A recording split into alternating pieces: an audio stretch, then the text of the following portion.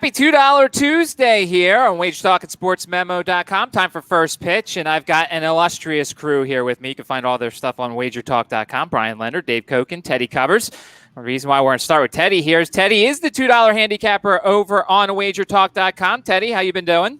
I'm the $2 handicapper at SportsMemo.com today. SportsMemo.com. Yes, Excuse me. Merrill's My apologies. I'm doing very well, thank you. But it's good to be the $2 capper because it means you've been running good. And it's been a good couple of weeks for the clients and I, so no complaints over here. How about you, Matt?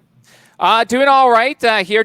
Look, I'm just putting it on a tee for you guys. This is the crew that everybody wants to see, and we move over to Dave Koken going for that Cal Ripken-like streak. Dave, how you doing? I'm doing fine. Baseball continues to be really good. 20-7 is the current best bet run, and winning in hockey, winning in KBO, and that's all I do. I don't do the NBA, so I'm pretty happy with the way things are going. And then this is my first time working with a legend in the industry. Brian, how are you doing? Somebody else on the show here? I'm doing really well. Thank you. I appreciate it. You're running well when you get the Atlanta Braves to come in for you last night. And I don't play a lot of favorites in baseball, but I really liked the matchup yesterday. Thought I'd lost it. In fact, I was just looking at the final stats and I had to do a double take because they came back and won, scoring 4 runs late. So I think that gives us 5 out of 6 in baseball. Baseball has really been what I've dominated last few years. We've now tripled our clients' baseball bankrolls going over the last 2+ seasons. So I'm in it for the long run. I play a lot of underdogs. So there's going to be days. I'm not going to have these impressive records of going 10-0 like some guys because I'm playing underdogs. But you grind out a little bit of profit every day, and that's really what I'm looking for. I mean, I'm a grinder. I'm betting the same plays like these other guys are when we give out our plays. So, it's started a little slow in baseball, but now we're picking up. You can find, as Teddy said, his $2 wager over on SportsMemo.com. Steve Merrill, who will be back hosting tomorrow. He is on WagerTalk.com, and he's on the NBA show coming up at 3 o'clock as well. We appreciate everybody who comes in. Make sure to hit the like button. Make sure to smash the bell. You'll never miss a show if you hit the bell and the like button here on YouTube and Periscope and all that good stuff. All right, let's not waste any more time as we start our big 3 games here. Tampa Bay and the Yankees. Masahiro Tanaka against Snell. We'll start out with you, Teddy. An interesting matchup in the AL East. Sure. So there's a couple of things that really stood out to me. Obviously, it's a Yankees team now that is going through what seems like their annual injury barrage. Stanton out for the Yankees. Obviously, the Mayo out for the Yankees. Judge as well. And yet we remember a year ago when the Yankees basically at various times went through their entire starting lineup, got hurt, and still managed to win games, still managed to find offense. The Yankees are incredibly deep. And despite the fact they're missing not 1, not 2, but 3 huge sluggers today, and they're going up against a Rays team that's hot, 9-2 in their last 11 ball games. But you start to look at some of Snell's breakdowns. You want him in Tampa. You don't want him in the Bronx. I think there's a little bit of value here, maybe more than a little bit on the Yankees. That's the only side I would look in this one.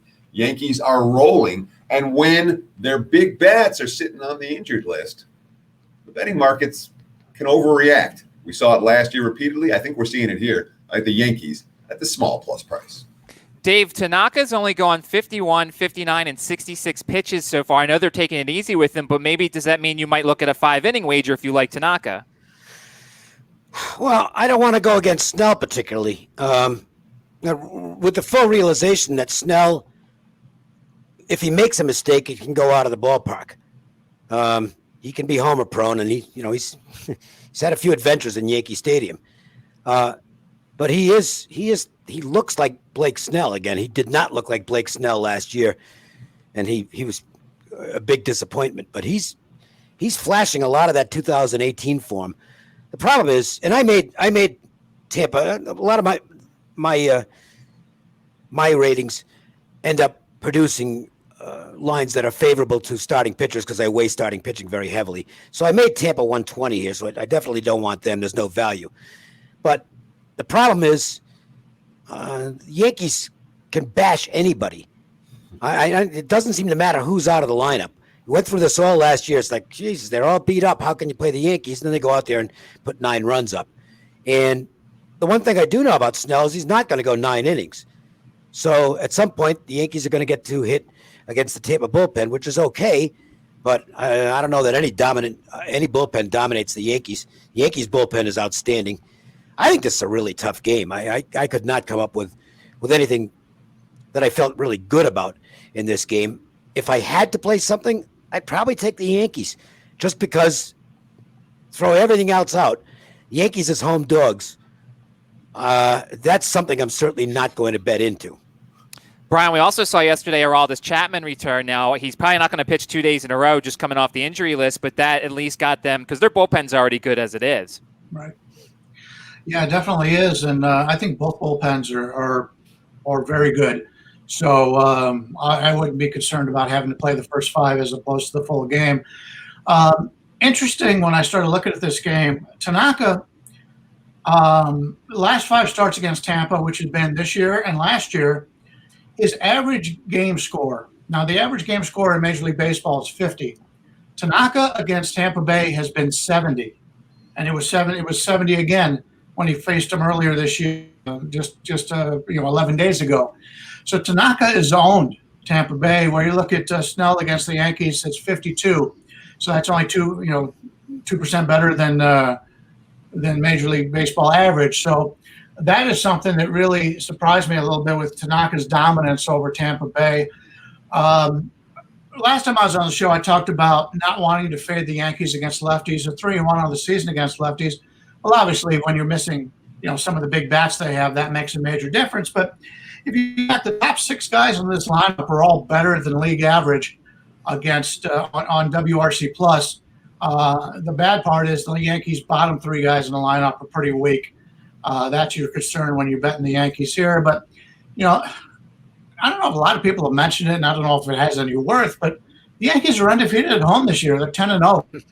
And they're playing a Tampa Bay team who's usually pretty good on the road, 6-6 on the road so far this season. So I'm with Teddy here. I think there's a little bit of value here on playing the Yankees. It's not too many times you're going to get the New York Yankees playing at home as an underdog. This is one of those times that I think there's some value on them. Game number 2, we move on. It's the Brewers and the Twins, and I believe the last time Brett Anderson pitched, I had mentioned that I'd like to see Corbin Burns start because he had been the piggyback to Brett Anderson. We'll start with you, Dave. Maeda's throwing really well right now, and the Brewers can't hit very much against righties. No, and let's see what Corbin Burns does moving back into a starting pitching role. He was a train wreck as a starting pitcher last year. Just absolutely awful. And you have to wonder if he's one of those guys. I mean, his stuff is his stuff, and it's really good. Guy throws hard. He can get a lot of strikeouts. But you have to wonder if he's one of these guys who just doesn't get prepared, or just there's something mentally different about starting as opposed to relieving, because he's been really good out of the bullpen and really bad as a starting pitcher. And he's going to have to prove to me that he can flourish as a starting pitcher. I mean, the talent is definitely there. In the fantasy auction league that I'm in, I invested $9 in Burns a few years ago because I thought, boy, this is an outstanding prospect. Guy's got a chance to be a high-end starting pitcher. But it hasn't materialized. Maybe it does here, but the one thing I know is that he can get into this mode where he's trying to strike out everybody. And when he makes a mistake, it gets barreled. And this is the wrong team to be facing if that's the case, because the Twins are happy to swing and miss at 4 out of 5 pitches. And then the 5th one goes over the fence. That's the Twins. The Twins are an all or nothing team. So I think Burns is a guy who could have some problems here. He might look great against most of the hitters tonight, but if he gets in a little walk issue, which he can have, gets a couple men on, you can get a 3 spot against him pretty quickly. In Maeda's current form, I've got no problem liking the Twins side in this game. Teddy, when you look at Maeda, second straight time he's seeing Milwaukee, what can you take from the first time that you can carry over to this one? Well, I mean, one thing that I can definitely take over from that first meeting from Maeda against Milwaukee is that it was kind of a one-sided game. So he was in position to throw strikes and challenge hitters. Remember, the Twins scored 5 in the top of the second in that game, and it was like 11-0 by the 5th. So it wasn't a situation where Maeda had to throw had to throw a lot of tough pitches. His team was comfortably in control. So in essence, I don't take away a ton from that particular start. It simply worked out in his favor. That said, I mean, it's a Brewers team. That was a big series against Chicago, and to take the last 3 against the Cubs, to get back to a 500 level for Milwaukee, and then to have the day off yesterday. In my mind, that's key because their bullpen, and Milwaukee's bullpen is a major strength for that team. And their bullpen had been really worn down. They hadn't had a day off in more than a week, and they hadn't had a single starter make it into the 6th inning at any point during that span. So yesterday's day off at least leaves the Brewers' pen fresh today. That could give them a fighting chance in the later stages. This one, if they can stay in the game early with a suspect starter on the hill. Brian, we saw earlier with Steven Brault in Pittsburgh, he was really good as a starter, was not very good as a piggyback, went back to being a starter and was good again. Burns, it was the opposite. He was the piggyback. Now he's starting. Is that something you consider? Well, you take a look at Burns. The only game he started this year was against the Cubs just the other day, and he had a 55 game score, which is a nice game score. But he only went 3 1/3 innings and had 75 pitches. That's too many. So that tells you right there that he's had to work his way out of trouble. Now, granted, it was in Chicago. The Cubs are really playing good ball right now, so that was a tough situation. But you take a look at Maeda in this game. Milwaukee's seen a lot of Maeda. He's been in the National with the Dodgers, so they're very familiar with him. You go over his last 5 games against Milwaukee, average game score 57. They talked about how he's gotten off to this great start this year. Game scores 56, 75, 57, 60. He's just been great for the Twins so far this season. But we'll have to see how long Burns pitches here against a team is a very good team. And there's a lot of pitches that go to Minnesota because they're a team that does have some guys in the lineup that will work the lineup a little bit. And as Dave said, these guys are swinging for fences at 0-2 counts. So that's something you always got to keep in mind. And when you are swinging for fences, we always got to take a look at how these starters do, not only with their ERAs and that kind of thing, because people are going to take a look at that, but look at how many home runs they give up. Now, this year so far, Burns in 16 innings has only given up 1 home run. Last year in 49 innings, he gave up 17 home runs. So a lot of these numbers, we're still early in the season, 20-21 games in. You're going to see a lot of guys with bad ERAs or good ERAs based on home run totals. There's a few games on today's card where you got guys that are really good but giving up runs for maybe one season, which is totally against what they normally do. So you got to take all with a little bit of a grain of salt here. Milwaukee's been very good on the road so far this year, 8-4, but the Twins 10-2 at home. Like the Twins, the number priced me out, but I lean with the Twins. All right, game number 3, Cardinals and Cubs, a quote-unquote rivalry, because I don't believe there's really rivalries in baseball. It's a Ponce de Leon against Darvish. We'll go back to you, Brian. Will you explore the underdog in this one? If I had to play this one, and I still might, I'm going to look at the underdog.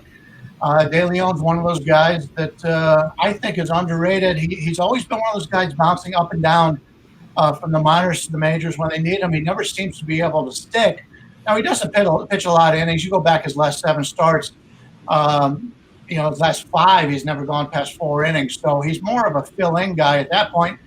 But I like this guy. I think he's got some good numbers. His first year in 2008, 2.73 ERA. Last year, 3.70.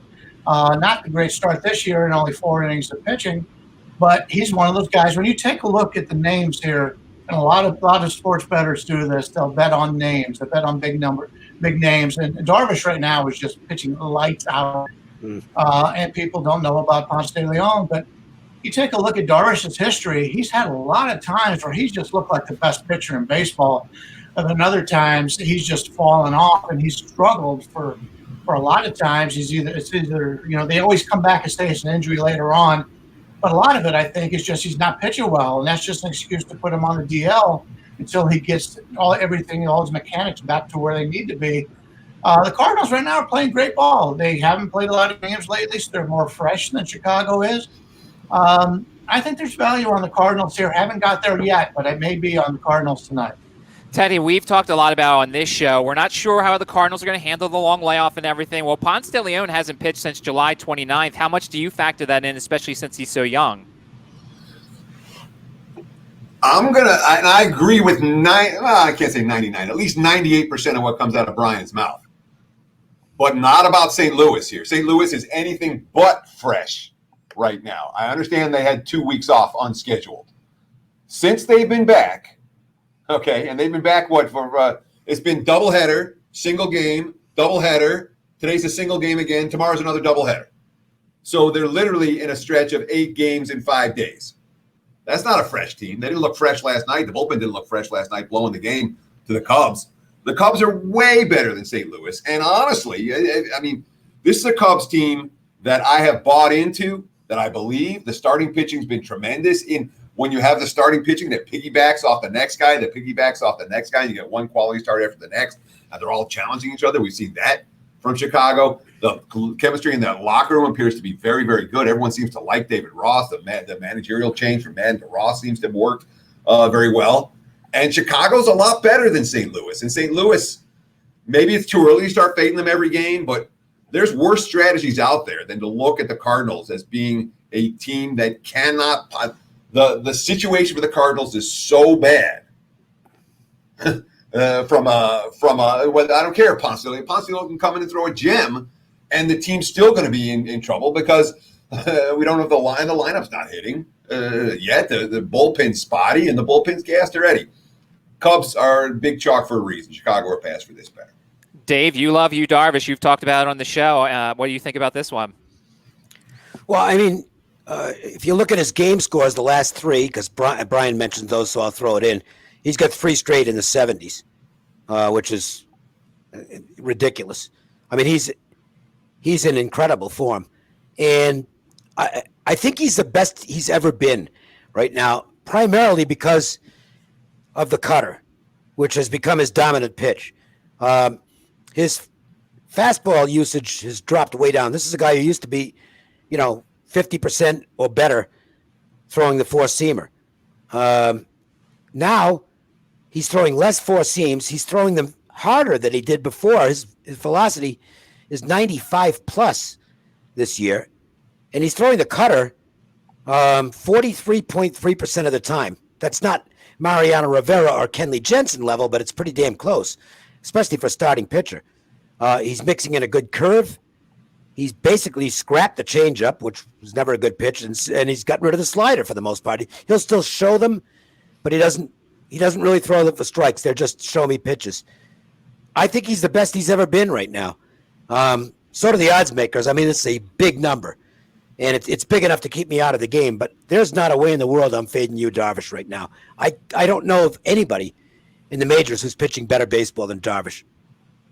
Before we get to the quick hit segment, I'm going to let everybody promote what they have on the website. We'll start out with the $2 handicapper. Teddy, there's basketball today. There's baseball. I'm assuming you're in both of those. I am. Like I said, we've been running real good.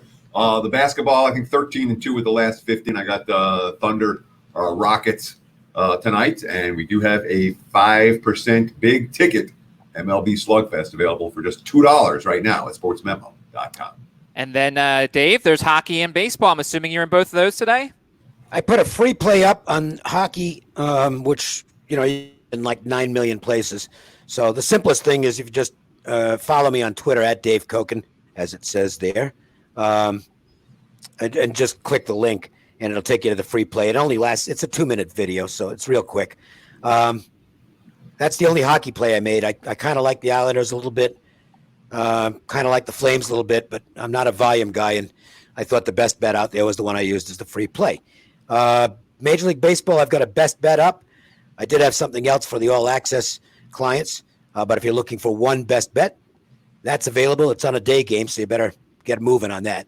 And I have a KBO play for a Wednesday morning that I like, and that's it. I don't have anything in the NBA because I don't even know who's playing. The beauty, and I mentioned this yesterday, the beauty of not doing daily radio after 34, 35 years, I had to follow everything, and now I don't. I'm just not an NBA guy. I never was able to beat the league with any consistency, and now I have no idea who's playing who. and I don't need to know. So But Dave, I'll that leave, guy I'll leave the NBA to Teddy because he absolutely crushes the damn league. But Dave, that guy on Twitter says you never promote your NBA victories. How dare you? That was hilarious. No, actually, it was just quickly. I've been mentioning that I've been doing really well in the NHL and the MLB, and some guy says, "Yeah, well, obviously you're not doing well in the NBA because you don't mention anything about that." And it's like, well, you're right. I'm not doing well in it because I don't do anything in the NBA. As I get older, I'm focusing more. My focus is college football. Obviously, this is going to be NFL, college basketball, hockey, baseball, golf. That's enough. I don't follow the other sports. I'll watch an auto race because I enjoy it, but I don't know the first thing about it. Brian, what can we find on your page on wagertalk.com? Yeah, right now we've got our top play going in baseball. Passed in the hockey today, passed in the basketball. I'm back now back to the playoffs for basketball. I didn't want to get involved with the bubble. To me, there was just too many questions in regards to the bubble. Motivation, which worked out really well for Teddy because he's dominating in the NBA again. And as Dave pointed out, if Dave's breaking even in the NBA, he's doing better than a lot of people because the NBA is hard to beat. And but I don't like breaking even. Yeah, I used to be an NBA expert. That's how I got into this. And then as it got on and on, I'm thinking, well, that's harder to beat. I'd prefer to play baseball and hockey, or both teams are looking to do the same thing as I'm looking to do, and that's just win the game. And hockey and baseball, you win the game, you cover the spread. When you're looking at football and basketball, you've got to take that spread into account. So I want to put myself in the position of the players where I just want to win the game. And that's what it is in baseball and hockey, and that's where I've had my most success. But, yeah, we were very selective early on in baseball. Had a lot of 3-star plays. I now graduated up to 4-star plays because we're getting a nice feel in baseball. So we got a nice 4-star in Major League Baseball today. And I've got one total up on sportsmemo.com, hitting 60% of my MLB totals so far this year. You can find that on sportsmemo.com. All right, guys, quick hits time. We've got a game coming up at the top of the hour. We'll start with you, Teddy. Rockies and Astros. Zach Greinke last start told the hitters what was coming and still managed to have success. I just can't trust Houston. I don't trust Houston. I don't trust Houston to lay this price. I've watched Greinke throw a couple times, and he's been very adept at getting out of jams. I can only look at the Rockies at the plus price here. Am I excited about it? No. The Astros bullpen has wildly overachieved for the last week and a half. They've been, every game they're holding somebody to 1 or 2 runs. And that is not a bullpen that we can trust. But the Rockies' bats have kind of cooled off a little bit. Big concern here. Even so, I'm not laying this price with the Astros. Houston has 2 wins this year against opponents with winning records. Just know that. Well, they've been feasting on the weak. It'll be 3 shortly then. Look, I said this is what I said yesterday. I think the Rockies fooled a lot of people with their break from the gate. They absolutely suck on defense. The left side of the infield's good. That's it. The outfield is bad. The right side of the infield is bad. Not crazy about their catchers. They can't hit outside of Coors. It was a little bit of a fluke to start the season, but last night they got a home run and a single off the pitcher in the 9th inning. That was the extent of their offense, and that was against a guy with, halfway decent stuff, but that's about it. I picked the Rockies to finish next to last in the West coming into the season, and I would have picked them last, except I think the Giants had a chance to be the worst team in baseball, which they're not. Seattle's worse than they are. But I don't like this Rockies team. I think the regression is going to be somewhat substantial. And the Astros, while they've had some issues, that's still a really good lineup. I have no argument with the price being where it is here. Greinke is the most cerebral pitcher in the game, and unless he's just way off, he'll figure out a way to keep this Colorado lineup pretty quiet. Brian, and I don't like Senzatella. To me, the big edge in this game is Greinke. Obviously, is starting pitching this year. His last 3 starts, game scores 59, 66, 61. I've always liked Greinke. I think Greinke's going to be in good form here today. Problem is, Colorado 6-3 on the road. Houston's done very well at home, but the Houston bullpen is lousy, and a lot of the best hitters for the Astros are not in the lineup right now. Until Alvarez has been like one of the best, if not the best hitters in baseball in his young career, and he keeps coming back, and he's not 100%. And without him in the lineup, that's a real hole for them. So I'm not going to lay this line with Houston. I think Houston wins, but the line's too high for me. Adrian Morjon against Mike Minor here. Padres and Rangers. Saw stat on Minor. His ERA to FIP is 1.74, which is the fifth biggest difference between those two in all of baseball. The numbers don't look very good. Dave, any interest in the Padres in this one? No, not in the Padres because I don't trust Morjon, who's really, a cup of coffee last season. He is a good prospect, but a couple of things that bother me. One is that he didn't look good in the majors in his brief journey last year. And how did he not make the team out of summer camp? He ended up on the taxi squad. It's not like, there's some guy. San Diego's done some juggling, and they brought him back up now. But, he's going to have to convince me that he's ready to pitch at this level. I think he's still a guy who needs another season of minor league seasoning, if you will. Minor, there are some concerns on Minor. His velocity's down a couple of miles per hour, and he doesn't look to be as sharp as he was last year. You want to throw in an intangible, and look, I think this unwritten rule stuff is nonsense. I have no problem with Tatis swinging at a 3-0 pitch that was down the middle and sending it into orbit last night. But, the Rangers were not happy about it. The Padres even weren't happy about it because they had the take sign on, and he swung through it. They threw at Machado, or they threw behind Machado in the next at bat. I think the Rangers have a little motivation here, if you want to call it that. And Morjon's not going to go real deep in this game, so you do get a chance to hit against the San Diego bullpen, which is dicey. I'm not sure the Padres should be favored by as much as they are here. Teddy, how do we factor in the potential shenanigans? Because I wonder if the first hit by batter, somebody's out. So, in terms of factoring in the potential is that the Rangers are going to be throwing at guys, and that would mean Minor out. But Minor's not going to get tossed out of this game. No. I would think early. No. I think they already sent the message last night that the next batter.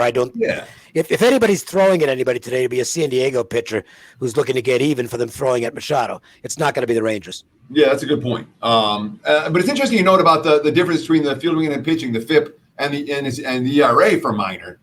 When you look at the xFIP, the adjusted fielding and pitching, it's not nearly as big as a differential, 4.82 versus 5.49. So it really is kind of a non-factor in that regard, at least on some level. But when you have a hurler whose velocity is clearly down, as Minor's is, that's not necessarily a guy I want to get to the betting window with. Maybe looking at over in this one, not a game I'm involved with. Yeah, and Brian Minor's pitching for a contract. He's a free agent at the end of the year. Yeah, and he's a veteran. So I'm not as concerned about a veteran losing his velocity.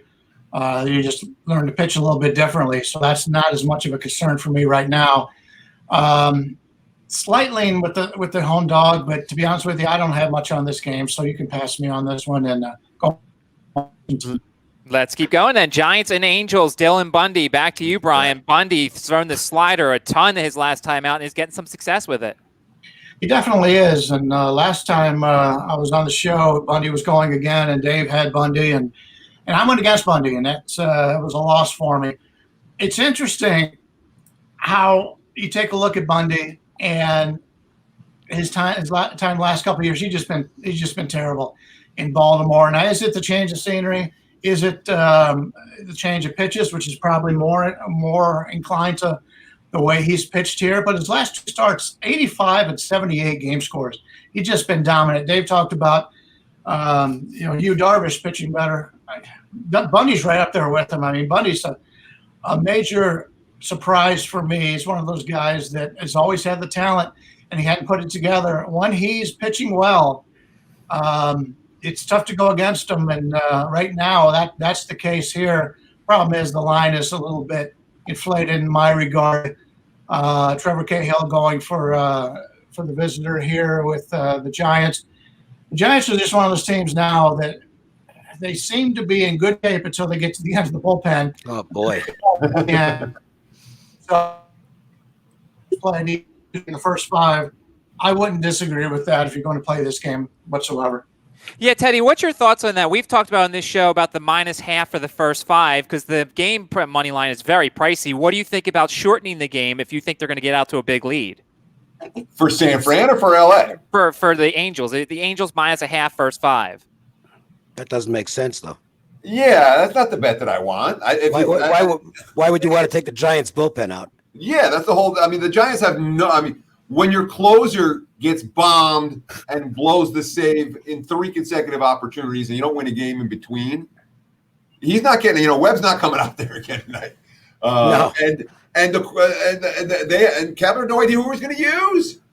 He didn't know. The quotes were, "Yeah, well, it's a work in progress."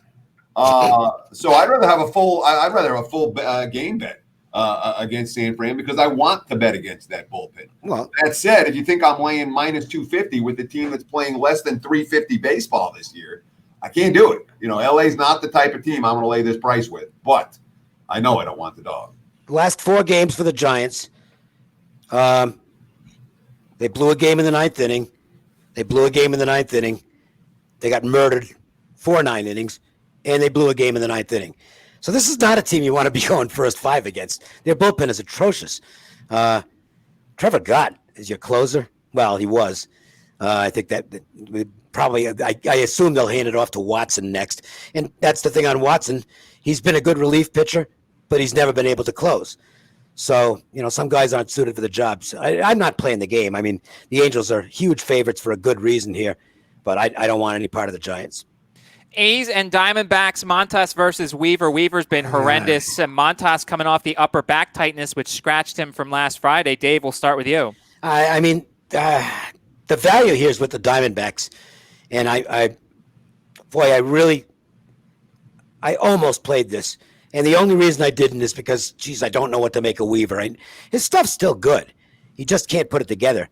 And Montas, I mean, the guy, I guess he's okay. I don't think they'd send him out there if his back was still bothering him. But I would not be laying the price here, and the bettors are firing on Oakland. I think the sharp side is the Diamondbacks. They're playing good ball right now.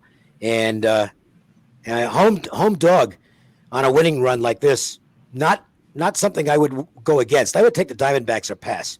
Second time through the lineup, batters are hitting .458 against Weaver. The third time, he's actually gotten to a third time a couple times. They are 3 for 5 with 5 RBIs. What's your thoughts, Teddy? This game, I mean, the 2 starting pitchers, the disparity is all about home runs. Weaver's given up more than 4 home runs per 9 innings. Montas hasn't given up a home run yet all year. Okay, does that continue indefinitely? I don't think so. I agree wholeheartedly with Dave's assessment that here's a hot home. Arizona's won 5 in a row. All right, they're playing good ball. They're reeking with confidence. And Weaver's a guy who, in theory, a veteran pitcher who, in theory, is supposed to be able to work his way out of this funk. Arizona or pass for this bet. By the way, Brian, we've also talked on this show. Arizona, one of the slowest teams, one of the worst teams in the first 5 innings, if you wanted to consider something like that. Teddy stole some of my thunder here when I was going to talk about the home runs that I mentioned earlier. This is one of those games. Weaver's given up 7 home runs in 13 innings. The 2 years combined to give up 25 home runs in 200 innings. So Montas hasn't given up a home run all season, as Teddy pointed out. That's one of the reasons why people are betting on Oakland here. But I agree with the panel. I haven't put out a play on Arizona as of yet, but it's one of the games that I'm narrowing down right now that may make the card either as a free play or a paid play. But, Arizona's 12-7 on the season against right-handed pitchers, and you're catching them in this price range. Arizona or nothing to me. Blue Jays and Orioles. Back to you, Brian. Pearson, who's had control issues as of late against Wade LeBlanc, who's just as mediocre as you can get. Yeah, Pearson's one of those guys that people couldn't wait to get up into the majors. We just saw, Detroit just brought up 2 guys that are expected to do very well on the pitching rotation. One of them starting today. But he's had a little bit of problems. His last start against Miami, of all teams, a 22-game score. He did very well on the road against Washington and Atlanta, 2 pretty good hitting teams, and then he plays Miami at home, and Miami lights him up. So coming off his worst start as a pro, as they say, going up against this Baltimore team who continues to play pretty well. Baltimore 12-10 on the season. There were people that weren't sure Baltimore was going to win 12 games this entire season with the 60-game schedule because they just came into the season. You take a look at that lineup, and there's just nobody there. Traded away their best pitcher. Their second best pitcher is always hurt. Hats off to Baltimore and the coaching staff over there. They've done a tremendous job. Toronto against lefties, which is what LeBlanc is. They're 1-4 on the season. LeBlanc, his last 7 starts dating back to last year, average game score 36. League average is 50. I don't want any part of Baltimore with LeBlanc on the line here, but I can't trust Toronto, so this would be a pass for me. Pass for me as well. I'll just – you can skip me on this one because I don't have anything of substance to say. Teddy, I've watched Pearson starts, and he's a mumbler. He's a guy who gets down himself when base runners are on base. How concerning is something like that for you as a rookie? It's a concern, but it's not the overriding concern for this ballgame. The overriding concern is the Baltimore team that has overachieved. It's a Toronto team that's playing their best ball of the season in many ways right now. And the intangibles and the bullpens all favor the road team here. I got a free play up. You can read the full analysis right now at sportsmemo.com. I recommended a play on the Blue Jays at the modest price, -135 road favorites. Indians and Pirates, Cookie Carrasco against JT Brubaker. Carrasco was horrendously squeezed by Tim Timmons last time out. It got in his head. He was not very good against the Cubs. Back to you, Teddy, on this Indians-Pirates game. So the Indians have started to hit. Yeah. And that's scary for the rest of the AL because that pitching staff's been second to none. I don't think the issues with Carrasco last time out carry over one iota into this meeting. And Cleveland was a dead nuts under team for the first 3 weeks of the season because the pitching was so good and the lineup was cold. Now it's a potent lineup that's not cold anymore. The Indians are not a team I have any interest in standing in front of. Dave? Maybe I'll lean to the first 5 under. They haven't seen Brubaker. He's looked pretty good. Had a little trouble in his last outing, gave up a couple of home runs, but that wasn't that big a deal. I have no qualms about Carrasco. Both teams Cleveland has started to hit, but their overall numbers are still horrific against right-handers. And the Pirates, basically, they'll have an explosion every once in a while, but basically they're a terrible offensive team. So I can see 5 innings of under baseball here. After that, the Pittsburgh bullpen is pretty bad. And once Brubaker's out of the game, and he's not going more than 4 or 5, Cleveland could blow things open late. So I would go first 5 rather than full game as far as the under is concerned. Yeah, Brian, these two teams statistically the worst batting average in baseball against right-handed pitching. Yeah, I agree with Dave here. I think that's the way to go here. Brubaker did play the Twins. Not the greatest way to make your debut. But, did about as well as he could against a really good hitting team. Thing with Cleveland is Reyes right now. Reyes was guessing earlier in the season. He just looked terrible up there. And I talked about this one of the last times I was on, where he would just stick the bat out on an outside pitch and single to right field because of the shift. He's still done a lot of that, and I think that got him back into the routine of using the whole field. And when you've got the power, you've got the size of that guy, you can hit it out of any ballpark, especially with the juice ball that they've been using now. And I think it's rubbing off on some of the other guys. Santana, people continue to talk about Santana with his low batting average. I'll take him at what he's doing right now. He can hit 150. I don't care. He is walking like twice a game. He is taking these pitchers. Every time he goes up to bat, it's at least 5-6 pitches. He is wearing out the opponent's pitchers. Sure, he's not hitting for a good average right now, but he's doing something productive for this team. For Lindor is the guy right now who's trying to do too much. And he's continuing to do too much, trying to do too much. He's still not the same old Lindor. It'll be interesting when the Indians get these 2 young pitchers back in the lineup, how it affects the team. There's been talk about Clevenger being traded. I sure hope that doesn't happen. I think he's a great young player. People make mistakes. But it would be an under. I just don't see how Pittsburgh's going to score many runs in this game. First 5 under looks good to me. All right, we got about 8 minutes and a bunch of games left to go, so let's tighten it up a little bit here. Hey. Mets and Marlins. Peterson complaining of left shoulder fatigue after his last start. Mejia's making his second straight start against the Mets. Dave, I'll start with you. Nothing of substance. Lean Marlins. Teddy? But, that's it.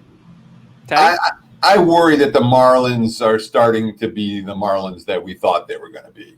You know, they blew an 8-run lead against the Blue Jays, and rallied to win the game, and then beat the Braves the next night. Since that time, they've lost their last 3 by a combined margin of 17-5. I expect more losing to come for Miami. Brian? The price is awfully high, though.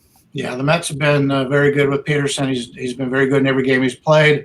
That said, I don't trust the Mets, so I'll be passing on this. Nats and Braves, Voth and Tomlin. Tomlin striking out a lot of batters as a reliever. We'll see if it carries over as a starter. Voth not striking out a lot of guys. We'll start with you, Teddy. I price this game near pick'em.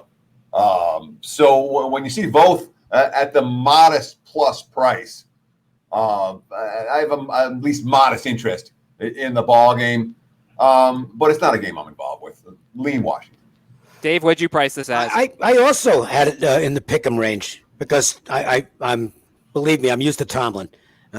He's a number 6 starter, and most rotations only have 5 guys. So he's filling in basically here. But I don't really have much interest in Voth either. The price it's not pricey enough to get me interested in Washington. I think the slight value on the Nationals, but not playable value. Brian, close this out. Yeah, this is a little bit interesting. Even though I agree with Dave, Tomlin pitched for the Indians. I saw all his starts back when he played for Cleveland. He's a guy who's been better in the bullpen. This year, he's pitched 11 innings, hasn't given up a home run. Voth had pitched 14 innings, given up 4 home runs, and yet he's only got a 3.21 ERA. That tells you how good he has been, even giving up the home runs. The only problem is Washington 2-10 on the season facing right-handed starters. That keeps me away from Washington here. I originally thought I'd be on them, but I'm going to. Crazy amount of runs yesterday in the Mariners and the Dodgers. Gonzalez and Gonsolin. Dave, any interest? No, price looks about right. Mariners broke out offensively last night. I don't think they'll have as much success against Gonsolin. And Michael Gonzalez is a guy who can keep his team in the game for a little while. But the Dodgers are probably going to get him in the end. Teddy? So, I mean, we have 7 dingers out of the park last night in L.A. Game time temperatures approaching 100 degrees today. That's not typical L.A. weather. If you're out here in Vegas, you know exactly what I'm talking about. It's scorching. That tends to be good for overs. Brian? Yeah, Gonsolin in his career, 48 2/3 innings, only given up 4 home runs. Gonzalez is the best starter for Seattle. I don't know what that says, but I will be sitting on the bench on this one. Just the second true road game for the Phillies. They played 1 game at Yankee Stadium. Then they played a road game in Philadelphia against the Yankees because of the hurricane. They are in Boston taking on the Red Sox. Teddy, we'll start with you. So, number 1 on my list of things not to do this season is bet the Boston Red Sox. Good one. It's number 1. Yeah. But I have not made a bet on the Red Sox yet this year. I do not expect to make a bet on the Red Sox anytime soon, and it's a very reasonable price to lay with the Phillies team. Look, Philly has a chance. Boston doesn't. They're playing like they don't. I think it's very reasonable here with the Phillies. Dave, the bobblehead making an appearance in this one or no? No. I've got no interest in this game. I don't really want Eflin, and I definitely don't want the Red Sox, and I definitely don't want Godley. So, if you want to play it, play Philly, but I'm not. Yeah, career-high strikeouts and swinging strikes for Eflin last time out. Any interest, Brian? If your number 1 role is to not play the Red Sox, your number 2 role is not play the Phillies. No, Mets. Well, I think the Phillies are a little bit more overrated than the Mets are right now. I didn't like the Phillies coming into the season. As Matt mentioned, they've only played 1 game on the road this year, and they got a losing record overall. That's not a team I want to back as a road favorite. Final game, an interesting one, as we see the Tigers unloading their minor league system into the majors. Skubal gets a start today. Mize tomorrow. He goes up against White Sox and Cease. We'll start with you, Dave. Well, Tariq Skubal has put up some astonishing strikeout numbers in the minor leagues. He's a lefty. He's got a fastball. He's mid-90s. He can bring it, and he has a good slider. Don't know if he's got much else, but if you're throwing a fastball that gets swings and misses, and you got a good slider to accompany it, might not need a whole lot else. He does face a lineup that can do some damage against lefties, and is starting to do so. Tim Anderson looks great at the top of the White Sox batting order. The Tigers, and this is the unfortunate part, because I wouldn't mind going against Dylan Cease, who I'm still not a fan of, although he is starting to show some improvement. But, man, the Tigers are a really bad-looking baseball team right now. The 2019 Tigers are back, folks. They stink, okay? And I don't know that I'll bet the Tigers. I don't know if I'll bet them at all the rest of the season. I'll be looking for spots, if possible, to play something against them, even though it's going to be pricey in most cases. Teddy, righties hit 135 against Skubal and AA last year. Any interest in the rookie in this one? No. I agree wholeheartedly with Dave's assessment about the Tigers right now. When Cron got hurt, the lineup stopped hitting. And what's it now? 6 straight losses for Detroit. Don't underestimate what that getting swept at home by the Indians did over the weekend for the Tigers. They had every game circled. I can't believe they beat us 17 in a row, 18 in a row, 19 in a row. And they got wiped out in all 3 games, wiped out again last night.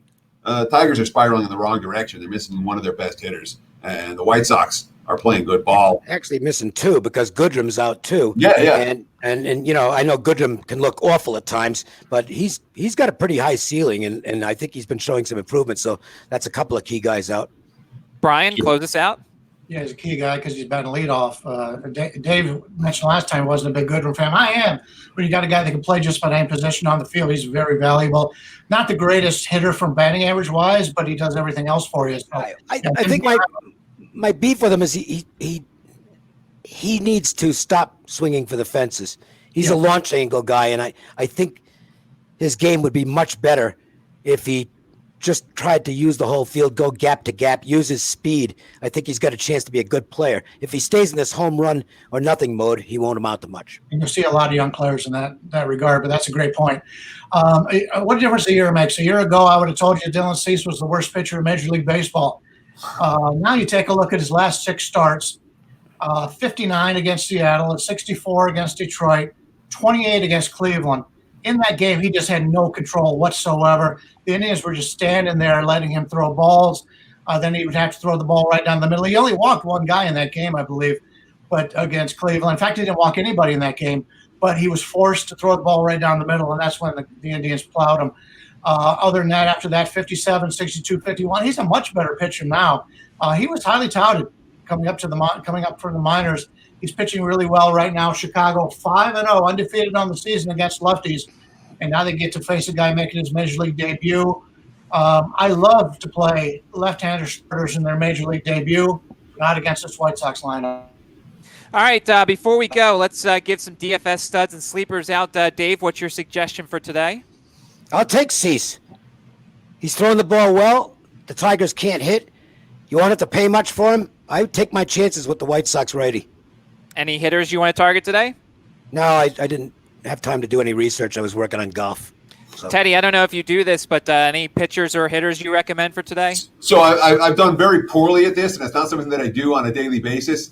If you want if you want a lineup, maybe look at Seattle. That's guys that are going to be priced cheaply in LA, where the ball's going to be carrying. If you want a hurler, I don't know. He doesn't like Sensatella. Yeah, you'll get him too cheap. I'm trying to think who we can get as a hurler. Brian, go. You go. You have more of a take on this tonight. Peterson maybe for the Mets. Brian? Yeah, I think Weaver. He's going to be cheaper because of the way he's been playing. I expect him to come back. If he doesn't give up the home runs, he's a totally different pitcher. From a hitter standpoint, to be honest with you, I haven't really looked. But Weaver's one of those guys, along with Cease, that I would look to back as a starter in this spot. I'll just say this. Yesterday, I recommended Alonso. He hit 2 home runs, so that was pretty good. I'll go Alec Bohm once again. Cheap guy, and I'll match him up with Carlos Carrasco. I think Cookie's going to have a really good start tonight after last time. He's not going to get squeezed again unless Tim Timmons is there, which I can't stand Tim Timmons. All right, as we close things out, let's let everybody promote one more time. $2 handicapper over on sportsmemo.com is Teddy covers. Teddy, what's on your page? I have MLB big ticket report for tonight as well as NBA. So go for the 2-0 Tuesday night sweep. And Dave, also on wagertalk.com? Yeah, standard stuff. Best bet in baseball. I've got a KBO play. and a free NHL selection, which you can view at your leisure. Brian? If you're a long-term player looking for the full season, I've tripled bankroll for baseball customers the last 3 years. I'm very selective. Don't give out more than 2 or 3 a day. I've got one today that I think is really nice value on Major League Baseball. And that's on wagertalk.com. I'm on sportsmemo.com. I have a total that 60% on totals this year. Steve Merrill is the $2 wager handicapper over on wagertalk.com. He'll be hosting the NBA show coming up next. I want to thank the illustrious panel. We will be back tomorrow, 2 o'clock on the YouTube channel here on Wager Talk and Sports Memo. Thank you.